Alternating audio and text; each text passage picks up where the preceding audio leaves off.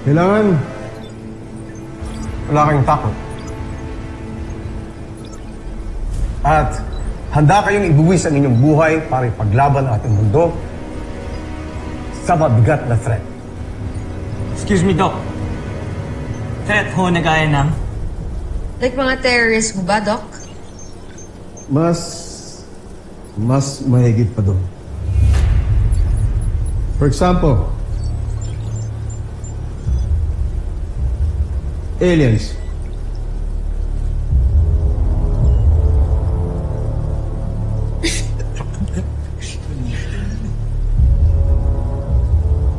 Bakit?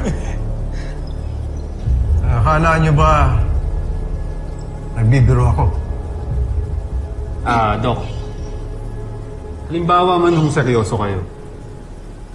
Kami ho talaga ang lalaban niyo sa mga alien. Tsaka na naman ho yung panlaban namin dun.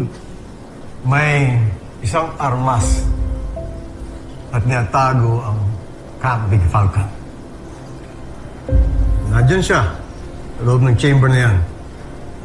Ito ay isang armas na dinevelop, ginawa ng matagal na panahon para makasiguro na meron tayong malakas na sandata dito sa mundong ito. Ano, candidates? Handa na ba kayong makita ito? Sir, yes, sir!